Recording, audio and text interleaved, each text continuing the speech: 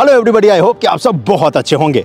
दोस्तों, एक नया महीना, एक नया दिन और इसी के साथ एक नया अपडेट। और आज का जो अपडेट है वो हम और आप देखने वाले हैं जेवर एक्सप्रेसवे का, जिसकी मदद से फरीदाबाद, जेवर एयरपोर्ट को कनेक्ट करना बहुत आसान हो जाएगा। और साथ ही साथ आज काम देखेंगे जो कि होने वाला है यमुना एक्सप्रेसवे और ईस्टर्न पेरिफेरल एक्सप्रेसवे को कनेक्ट करने के लिए जो इंटरचेंज बनाया जाना है। तो चलिए देखते हैं कि कितना कुछ काम इन दोनों परियोजनाओं के ऊपर हुआ है। लेकिन उससे पहले एक रिक्वेस्ट है कि भाई चैनल को सब्सक्राइब कर देना, और सब्सक्राइब अगर कर दिया है तो बहुत बहुत धन्यवाद।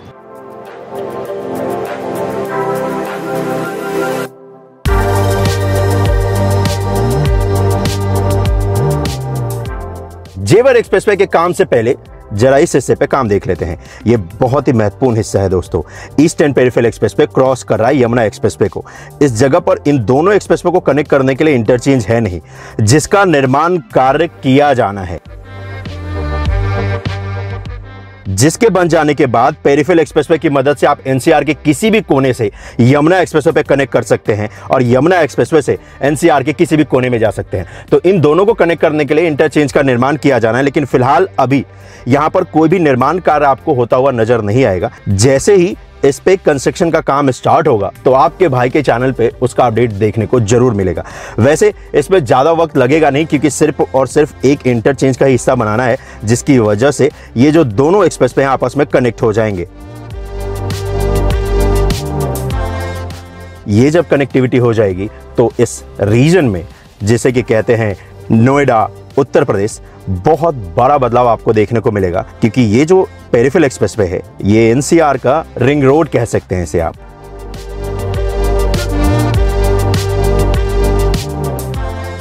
ये है दोस्तों जहां पर यमुना एक्सप्रेसवे और जेवर एक्सप्रेसवे आपस में कनेक्ट करेंगे, और यमुना एक्सप्रेसवे के ऊपर ये बड़ा सा इंटरचेंज बनाया जा रहा है। वैसे ये जो जेवर एक्सप्रेसवे है ये 30 किलोमीटर का बनाया जा रहा है और हरियाणा और उत्तर प्रदेश में इसका हिस्सा होने वाला है। हरियाणा के फरीदाबाद से ये स्टार्ट होता है, और ये जो 30 किलोमीटर का हिस्सा है, इसके बन जाने के बाद फरीदाबाद के लोगों को भी बहुत बड़ा फायदा मिलने वाला है। जी हाँ, और यहाँ पर उसी इंटरचेंज का निर्माण कार्य किया जा रहा है। इंटरचेंज पे क्या कुछ किया जा रहा है वही मैं आपको बताता हूँ। ये जो आप देख रहे हैं ये इंटरचेंज का रैंप का हिस्सा होने वाला है, जहां पर इस वक्त पे आपको दिखेगा कि इस वक्त पे अर्थवर्क का काम किया जाना, और रैंप के हिस्से पे ये जो कंस्ट्रक्शन का काम किया जा रहा है ये फाइनल स्टेज में ही है दोस्तों। इसके ऊपर अब डीबीएम वर्क का काम किया जाएगा, क्योंकि यहां पर अगर आप देखेंगे तो अर्थवर्क का लगभग काम कंप्लीट हो चुका। और ये जो आप देख रहे हैं रैंप का हिस्सा, ये वो है जब आप जेवर एयरपोर्ट से यमुना एक्सप्रेसवे पे कनेक्ट करेंगे तो यही वो रैंप का हिस्सा जो आपको कनेक्टिविटी प्रदान करेगा। वैसे ये जो 30 किलोमीटर का जेवर एक्सप्रेसवे का हिस्सा है ना, उसका ये जो यमुना एक्सप्रेसवे से लेकर जेवर एयरपोर्ट तक का हिस्सा है, ये पहले बनकर तैयार होगा आने वाले कुछ महीनों में, और उसी वजह से आपको इस जगह पर अच्छा खासा काम जो है कंस्ट्रक्शन का देखने को मिलेगा। और यही वो रैंप का हिस्सा है जो कि सीधा आपको यमुना एक्सप्रेसवे से कनेक्ट कराएगा, और ये यमुना एक्सप्रेसवे तो ऑलरेडी बनकर तैयार है।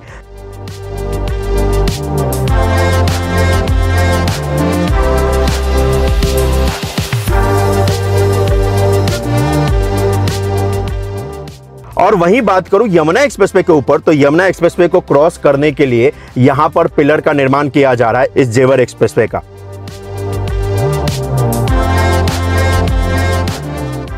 और लास्ट अपडेट में जहां पर आपको पिलर दिख रहा था कि जो कि बनाया जाना, आज अगर आप देखोगे तो पिलर बनकर तैयार हो चुका है। यहां पर पिलर कैप की तैयारी की जा रही है दोस्तों, और उसके फ्रेम जो है वो सेटअप कर दिए जा चुके हैं ठीक यमुना एक्सप्रेसवे के बीचों बीच। और यमुना एक्सप्रेसवे को क्रॉस करने के दोनों तरफ अगर आप देखेंगे तो पिलर बनकर तैयार हो चुके हैं। जी हाँ, और जैसे ही ये हिस्सा बनकर तैयार हो जाएगा तो यहाँ पर स्टील गर्डर्स डाला जाएगा, और ये है इंटरचेंज का हिस्सा। जब बनने के बाद कुछ इस तरीके का नजर आएगा जैसा द्वारका एक्सप्रेसवे के खिड़कीदौला गुड़गांव में बनाया गया है। और यमुना एक्सप्रेसवे से जब आप ईस्ट की तरफ चलेंगे तो ये एक्सप्रेसवे का जो हिस्सा है ये जेवर एयरपोर्ट को जाकर कनेक्ट करेगा। यहाँ पर अगर आप देखेंगे तो इस जगह पर आई गर्डर्स डाल दिए जा चुके हैं, और इस जगह पर फ्लोरिंग वर्क का काम किया जाना है। और जैसे इंटरचेंज से आगे की तरफ बढ़ेंगे तो रैंप का हिस्सा होगा, और इस रैंप के हिस्से पे अर्थवर्क का जो काम है वो भी लगभग कंप्लीट होने को है जी। और इसके बाद इस पे डीबीएम वर्क का काम किया जाएगा।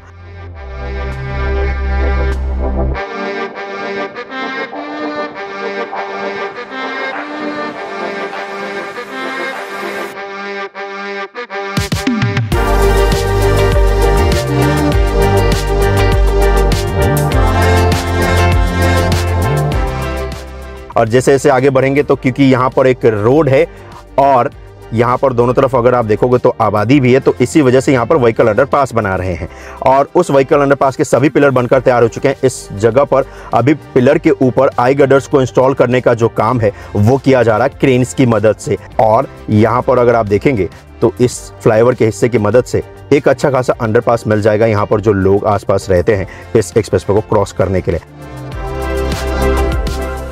और जैसे ही एलिवेटेड हिस्सा समाप्त होता है तो उसके बाद अगेन रैंप का हिस्सा होने वाला है। रैंप के हिस्से पे अर्थवर्क का काम लगभग कंप्लीट है और यहाँ पर एक नहर है। अगर आपने लास्ट अपडेट देखा इस एक्सप्रेसवे का तो नहर के ऊपर फ्लोरिंग वर्क का जो काम है वो किया जा रहा था। आज अगर आप देखेंगे तो ये काम कर भी दिया जा चुका है दोस्तों। जी हाँ, और जैसे इस नहर को क्रॉस कर जाते हैं तो उसके बाद जेवर एक्सप्रेसवे यहाँ से स्टार्ट हो जाता है। यानी कि यहाँ पर अब ये जो पेड़ आप देख रहे हैं बीच में, इस पेड़ के बाद का जो हिस्सा है ना दोस्तों, यहाँ से अब स्टार्ट हो जाता है जेवर एयरपोर्ट। और जेवर एयरपोर्ट पे कंस्ट्रक्शन कंपनी काम कर रही है टाटा, और ये जो एक्सप्रेसवे है जेवर एक्सप्रेसवे, इस पे काम कर रही है कंपनी एप्को। और यहाँ पर अगर आप देखेंगे तो एयरपोर्ट वाले हिस्से पे तो तेजी के साथ कंस्ट्रक्शन का काम किया जा रहा है। ये वो रोड है, जब आप एक्सप्रेसवे से आएंगे तो ये एयरपोर्ट का इंटरनल रोड है, अंदर का रोड है जो कि आपको एयरपोर्ट से जाकर कनेक्ट करेगा। और एयरपोर्ट के अंदर तो भाई बहुत तेजी के साथ कंस्ट्रक्शन का काम किया जा रहा है, चाहे वो टर्मिनल बिल्डिंग हो या फिर एडमिनिस्ट्रेशन बिल्डिंग हो और या फिर रोड हो।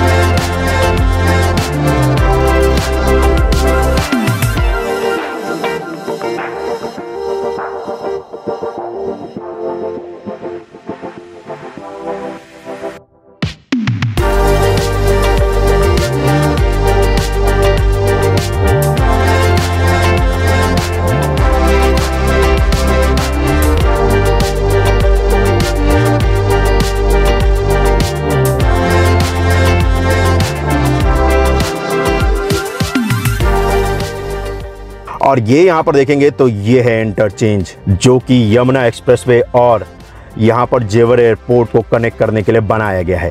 इनफैक्ट लेफ्ट वाला देखेंगे जिस पे अभी मैंने आपको दिखाया था कि रैंप बनाने का काम किया जाए, तो राइट वाले साइड में देखेंगे तो रैंप बन भी चुका है, डीवीएम वर्क का काम भी हो चुका है। और ये राइट वाला जो रैंप है इसकी मदद से आप यमुना एक्सप्रेसवे से जेवर एयरपोर्ट को कनेक्ट करेंगे। और जैसे जैसे आप आगे जाएंगे तो इसी तरफ ये आगे जा रहा है फरीदाबाद को, जहाँ से ये स्टार्ट हो रहा है जेवर एक्सप्रेसवे। और फरीदाबाद में ये इसलिए स्टार्ट हो रहा है कि फरीदाबाद से जो दिल्ली मुंबई एक्सप्रेसवे गुजर रहा है ना, वहाँ से कनेक्ट करते हुए ये जेवर एयरपोर्ट को आएगा। यानी कि दिल्ली मुंबई एक्सप्रेसवे से इसकी कनेक्टिविटी स्टार्ट होती है और जेवर एयरपोर्ट तक ये एक्सप्रेसवे कनेक्ट करेगा। तो इस एक एक्सप्रेसवे के बन जाने के बाद आप जेवर एयरपोर्ट से दिल्ली मुंबई एक्सप्रेसवे पे आसानी से कनेक्ट कर सकते हैं, फरीदाबाद को आसानी से जा सकते हैं, बल्लभगढ़ को आसानी से जा सकते हैं, इनफैक्ट दिल्ली को भी आसानी से जा सकते हैं, मध्य प्रदेश, महाराष्ट्र, गुजरात, राजस्थान को भी आसानी से जा सकते हैं भाई, क्योंकि दिल्ली मुंबई एक्सप्रेसवे इन सभी जगहों को कनेक्ट करता है और ये एक्सप्रेसवे दिल्ली मुंबई एक्सप्रेसवे को कनेक्ट करता है। तो फरीदाबाद के लोगों के लिए भी बहुत बड़ा गेम चेंजर होने वाला है ये जो एक्सप्रेसवे बनाया जा रहा है। ऐसा नहीं है कि सिर्फ जेवर या उत्तर प्रदेश के लिए फ़ायदा होगा, ये हरियाणा के लिए भी बहुत फ़ायदेमंद होने वाला है। क्योंकि अभी जो फरीदाबाद के लोग जिनको 1-1.5 घंटे लगते हैं यहाँ तक पहुँचने में, सिर्फ 10-15 मिनट में पहुँच जाएंगे आसानी से यमुना एक्सप्रेसवे पे और फिर जेवर एयरपोर्ट पे भी। और इसी तरफ आगे का हिस्सा बनाया जा रहा है जिसपे अभी कंस्ट्रक्शन का काम आपको दिखेगा कि ज्यादातर हिस्सों पे अर्थवर्क का काम किया जा रहा है। और ये जो 30 किलोमीटर का हिस्सा है ये अनुमान है कि अगले साल तक बनकर तैयार हो जाएगा, मार्च तक, फरीदाबाद से जेवर तक। अभी तो फिलहाल यमुना एक्सप्रेसवे से लेकर जेवर एयरपोर्ट तक का जो हिस्सा उस पर तेजी के साथ कंस्ट्रक्शन का काम किया जा रहा है ताकि एयरपोर्ट से कनेक्टिविटी हो सके।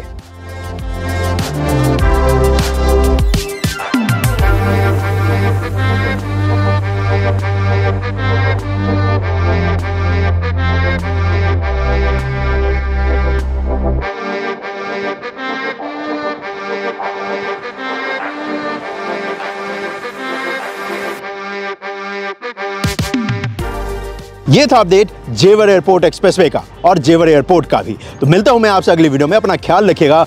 जय हिंद। और इस वीडियो को ज़्यादा से ज़्यादा शेयर कर देना भाई, और चैनल को सब्सक्राइब भी कर दीजिएगा, क्योंकि आपके एक सब्सक्राइब से बहुत सारा मोटिवेशन मिलता है, बहुत सारी हेल्प मिल जाती है। तो चलिए जल्द ही मिलता हूँ किसी और परियोजना पे।